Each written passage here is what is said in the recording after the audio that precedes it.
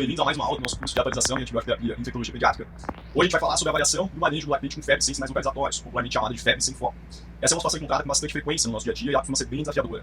Nos últimos anos ocorreram grandes mudanças epidemiológicas que afetam de forma significativa a nossa abordagem da febre sem sinais localizatórios, além da literatura ter avançado bastante ultimamente, alterando algumas recomendações quanto ao manejo desses pacientes. A gente vai dividir a aula em duas partes. Primeiro a gente vai falar de febre sem sinais localizatórios em lactentes menores de 60 dias de vida e depois a gente vai falar sobre a febre sem sinais localizatórios em lactentes de 60 dias de vida a 2 anos de idade. Antes de qualquer coisa, é importante a gente entender o conceito de febre sem sinais localizatórios. Ela é uma síndrome clínica definida pela presença de febre a partir de 38 graus Celsius, sem nenhum outro sinal ou sintoma que possa localizar a origem dessa febre. Ou seja, se o paciente tem febre e tosse, ou febre e coriza, febre, diarreia, se quadra um diagnóstico científico ou quadro clínico. Por isso é extremamente importante que a gente faça uma história clínica detalhada em um exame físico completo, da cabeça aos pés, um paciente sem roupa e avaliando toda a pele para a gente ter certeza que o paciente não apresenta nenhum outro sinal ou sintoma e que a gente está de fato frente ao quadro de febre sem sinais localizatórios. E para efeito de manejo desses pacientes, o quadro febril não medido com termômetro ou que cede espontaneamente antes do atendimento médico não vai ser considerado como febre. Bom, a gente fez a nossa história clínica completa e a gente examinou bem o nosso paciente e a gente não encontrou nenhuma alteração. Sendo assim, a gente conseguiu excluir as principais síndromes infecciosas, como infecções de vias aéreas superiores, otite, pneumonia, gastroenterite, infecções cutâneas, exantemas e assim por diante. Então, quais infecções sobraram que possam cursar com febre sem sinais localizatórios e, portanto, com exame físico normal? A causa mais frequente de febre sem sinais localizatórios em crianças são as infecções virais, sendo que os principais vírus envolvidos são o enterovírus, o parvovirus, o herpes tipo 6, o adenovírus, o vírus Epstein-Barr e o citomegalovírus, entre outros. As infecções causadas por esses vírus são autolimitadas e cursam com nenhum risco para o nosso paciente. Entretanto, algumas infecções bacterianas invasivas também podem cursar com febre sem sinais localizatórios. Essas infecções são basicamente restritas à infecção do trato urinário, bacteriemia primária e meningite bacteriana. Sempre que a gente fala de infecções bacterianas invasivas, a gente vai estar falando então dessas três síndromes infecciosas. Todas as outras infecções bacterianas já foram excluídas com a história e o exame físico, por isso a importância de serem realizadas de forma completa e bem detalhada. Sendo assim, os protocolos de manejo do lactente com febre sem sinais localizatórios se concentram em avaliar o risco dessas três infecções bacterianas invasivas, a infecção urinária, a bacteriemia e a meningite bacteriana. Se esse risco for definido como sendo baixo, então a gente pode assumir que o nosso paciente apresenta um quadro febril associado a uma infecção viral, não tendo necessidade assim de uma antibiótico-terapia empírica. Já se o risco da infecção bacteriana invasiva for definido como alto, está indicado em antibiótico-terapia até o resultado das culturas.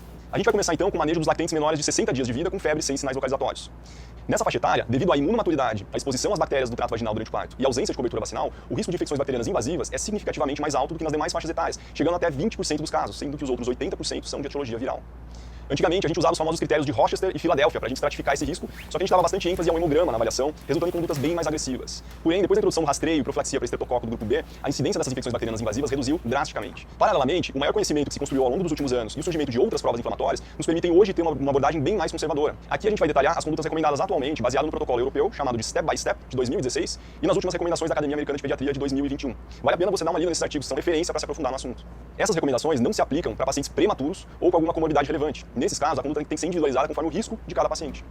O primeiro ponto a gente avaliar diante de um lactente menor de 60 dias de vida com febre e sem sinais localizatórios é o estado geral desse paciente. A avaliação do estado geral pode ser bem desafiadora e subjetiva nessa faixa etária. E uma boa forma da gente tentar objetivar essa avaliação é usando o triângulo de avaliação pediátrico, que usa parâmetros como aparência, respiração e circulação do paciente. Se ele tiver em mau estado geral, toxêmico, então a gente não tem muita escolha, a gente vai ter que ser mais invasivo, coletar hemocultura sempre em 2 amostras, urocultura por método estéreo, como sondagem vesical ou pressão intrapública, realizar a coleta de líquor e iniciar o antibiótico até o resultado dessas culturas. Mais adiante a gente vai falar sobre a escolha dos antibióticos. Caso ele se apresente em bom estado geral, aí a gente pode ter uma abordagem menos invasiva em alguns casos. Outra situação onde a gente não tem muita escolha e a gente vai ser mais invasivo é nos neonatos entre 3 e 21 dias de vida, mesmo quando se apresentam em bom estado geral, devido a um alto risco de infecções bacterianas invasivas nessa faixa etária e baixa correlação entre a apresentação clínica e marcadores inflamatórios com a presença de infecção bacteriana invasiva. A gente vai então coletar hemoculturas, urocultura, realizar punção lombar e iniciar antibiótico-terapia empírica em todos esses pacientes. Lembrando que os recém-nascidos com até 72 horas de vida, eles devem ser manejados conforme o protocolo de sepse neonatal precoce e não são contemplados por essa abordagem que a gente está conversando aqui. Bom, então a gente viu que as situações onde a gente não consegue definir previamente o risco de infecção bacteriana invasiva e a gente vai ter que iniciar a antibiótico-terapia empírica e esperar o resultado das culturas. É o caso dos pacientes toxêmicos, em mau estado geral, e no recém-nascido menor do que 21 dias de vida. Nos outros casos, eu posso lançar mão de algumas ferramentas mais rápidas, como marcadores inflamatórios, exame de urina, para estratificar esse risco sem precisar aguardar necessariamente as culturas para tomar uma decisão em relação à antibiótico-terapia. Como comentado anteriormente, diante do perfil epidemiológico atual, o hemograma não é mais um exame adequado para a gente avaliar o risco de infecção bacteriana no lactente febril.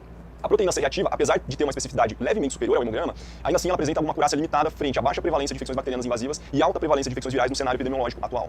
O melhor marcador inflamatório disponível atualmente é a procalcitonina. Ela é bem mais específica para infecções bacterianas e raramente aumenta nas infecções virais. Sendo assim, ela apresenta um ótimo valor preditivo negativo, afastando com segurança a possibilidade dessas infecções nos lactentes com febre sem sinais localizatórios quando o resultado for normal. Outra vantagem em relação aos outros exames é a sua cinética, mais rápida. Ela apresenta alteração nos seus valores após apenas 6 horas do início da febre. Sendo assim, valores normais de procalcitonina num paciente com menos de 6 horas de febre tem que ser avaliado com uma certa ressalva. ressalva, pode-se considerar repetir o exame algumas horas para garantir. Uma das limitações da procalcitonína é seu custo elevado e torna seu acesso então limitado na maioria dos serviços de saúde, mas o seu uso adequado pode ajudar a reduzir intervenções diagnósticas, terapêuticas e prevenir até a internação hospitalar, se tornando assim um exame com custo-efetividade favorável quando bem usado. Mais adiante a gente vai ver os pontos de corte desses exames para avaliar o latente jovem com febre sem sinais localizatórios. Uma das situações onde a gente pode optar por uma abordagem mais conservadora é nos recém-nascidos entre 22 e 28 dias de vida. Nessa faixa etária, a barreira hematocefálica já se encontra bem desenvolvida e, portanto, o risco de meningite, seja primária ou secundária a outro foco infeccioso, ele reduz substancialmente. Sendo assim, em alguns casos, a gente vai poder poupar o antibiótico.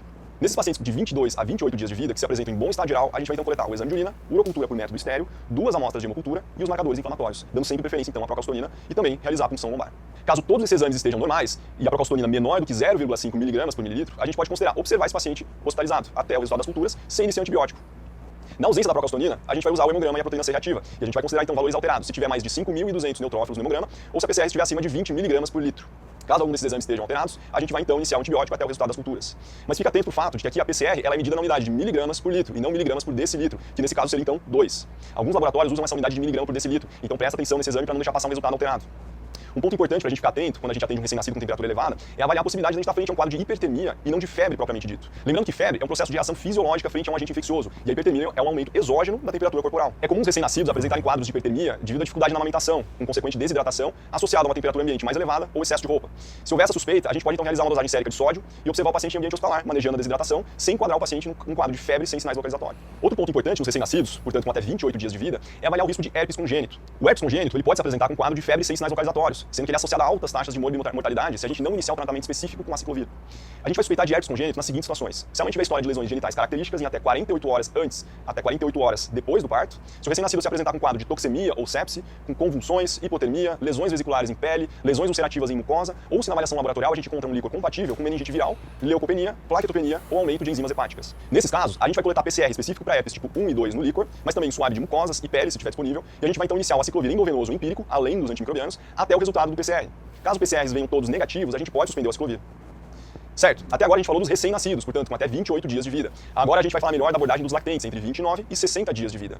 Nessa faixa etária, um paciente sem toxemia, o risco de meningite bacteriana diminui consideravelmente para menos de 2%, nos permitindo assim ter uma conduta menos invasiva ainda. Nesses pacientes, mais de 95% das infecções bacterianas que cursam com febre sem sinais localizatórios são do trato urinário. Sendo assim, o primeiro passo mais lógico aqui é a coleta de urina, por método estéreo, para a gente fazer um exame químico e cultura.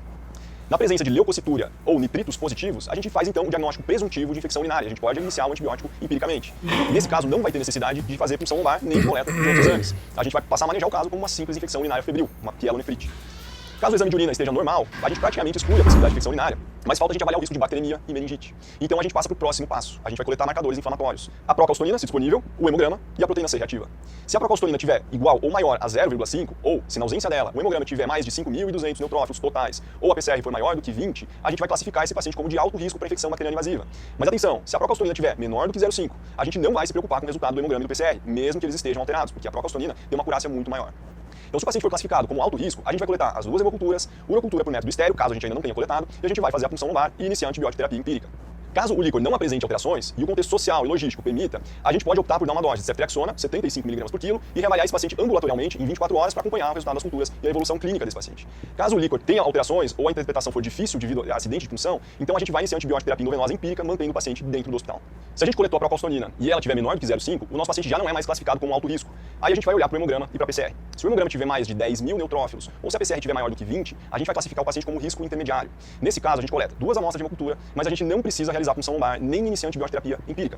A gente vai reavaliar o paciente em 24 horas ambulatorialmente, se possível, acompanhando o resultado das culturas. Caso o paciente tenha uma procalcitonina menor do que 0,5, o hemograma com menos de 10.000 neutrófilos e o PCR for inferior a 20, o nosso paciente vai ser classificado como baixo risco para infecção bacteriana invasiva. E nesse caso, a gente não precisa coletar nenhuma cultura, a gente pode apenas acompanhar a evolução clínica ambulatorialmente, se possível. Na ausência da procalcitonina, a gente vai usar o ponto de corte de 5.200 neutrófilos no hemograma. Se tanto a PCR quanto o hemograma estiverem em valores abaixo dos pontos de corte, a gente vai considerar o paciente como de baixo risco. Caso algum dos dois estiverem em valores acima, então é alto risco e a gente vai manejar conforme a gente viu agora há pouco. Falando agora dos outros exames complementares. Sempre que disponível, a coleta de PCR para enterovírus no líquor deve ser realizada, principalmente se a gente tiver alterações no líquor compatíveis com meningite, visto que esses são os principais vírus causadores de meningite e de febre sem sinais localizatórios em lactentes jovens, como a gente viu inicialmente. Já a radiografia de tórax, ela só deve ser realizada na presença de sintomas respiratórios como tosse, esforço ventilatório, alteração na ausculta ou hipoxemia. Ela não faz parte da avaliação do lactente jovem com febre sem sinais localizatórios, uma vez que a pneumonia vai cursar com alterações no exame físico nessa faixa etária. Bom, a gente falou várias vezes aqui sobre iniciar antibiótico terapia empírica, mas qual antibiótico usar? Caso a punção lombar seja realizada e essa não tenha alterações, a gente vai usar a combinação de ampicilina e gentamicina. Caso o paciente tenha suspeita de meningite, a gente vai usar a combinação de ampicilina em doses altas, associada a cefotaxima ou cefepime em recém-nascidos com até 28 dias de vida, ou associada a ceftriaxona em maiores de 28 dias. Certo, então a gente iniciou o nosso antibiótico empírico, porque, frente ao estado geral do paciente ou resultados dos exames laboratoriais, a gente classificou ele como tendo um alto risco de infecção bacteriana invasiva. Vejam que apresentar um alto risco de infecção bacteriana é diferente de apresentar um diagnóstico definitivo de infecção bacteriana. O diagnóstico definitivo, ele só vai ser feito com uma cultura positiva, no caso, ou a urocultura, ou as hemoculturas, ou a cultura do líquor. Lembrando que os outros possíveis sítios de infecção já foram todos excluídos através do exame físico e da história. Então, se depois de 24 a 36 horas essas culturas persistem negativas, a gente pode excluir com segurança o diagnóstico dessas 3 infecções bacterianas invasivas que o nosso exame físico não foi capaz de afastar: a infecção urinária, a bacteriemia primária e a meningite. Nesse caso, a gente pode suspender o antibiótico depois de 24 a 36 horas, dar alta hospitalar para o paciente e acompanhar a evolução clínica ambulatorialmente. Não tem necessidade nem benefício nenhum em a gente observar as culturas e manter o antibiótico empírico por mais tempo, sendo que isso só vai aumentar o risco de complicações iatrogênicas e resistência bacteriana. Lembrando que 80% dos pacientes com menos de 60 dias de vida que apresentem febre sem sinais localizatórios vão ter uma infecção viral com etiologia. E se a qualquer momento do acompanhamento do paciente esse apresentar sinais ou sintomas que localizem o foco da sua febre, então a gente vai manejar o paciente conforme a síndrome infecciosa compatível com essas alterações clínicas.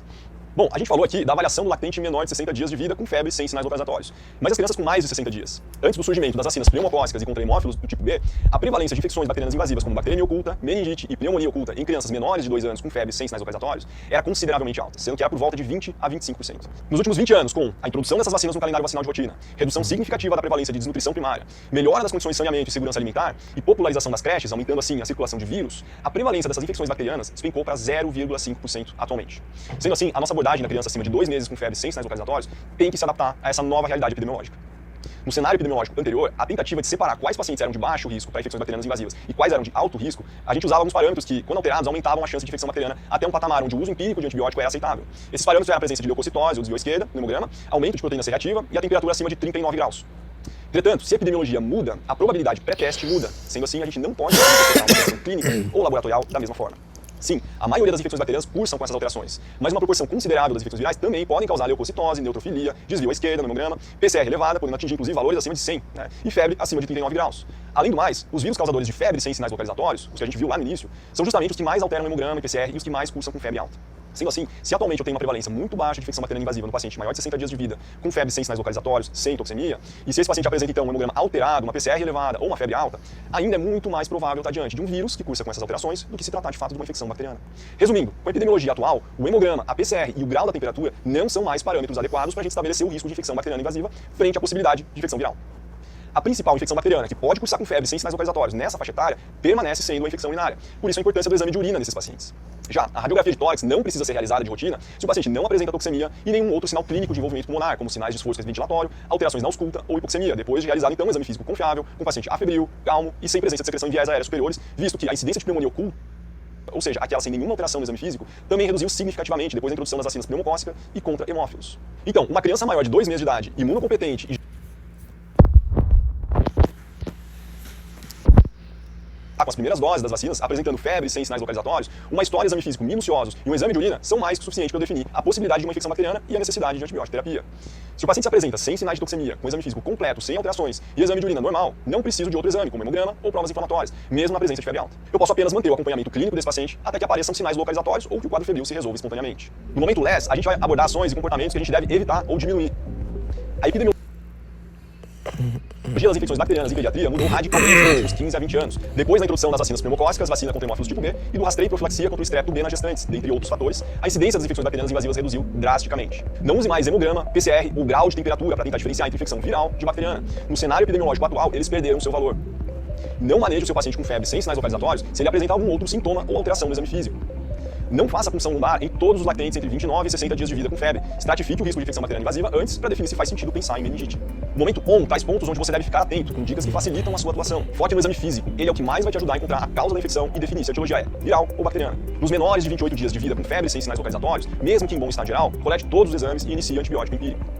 Nos maiores de 28 dias, o exame complementar mais importante é o exame de urina. Se ele estiver alterado, pare por aí e foque na infecção urinária. Faça uso da procalcitonína nos lactentes entre 29 e 60 dias de vida com exame de urina normal. Ela pode te ajudar a poupar a punção lombar, o antibiótico e até mesmo internação hospitalar. Essa foi mais uma aula do nosso curso de atualização em antibiótico terapia e infectologia pediátrica. Espero que você tenha gostado.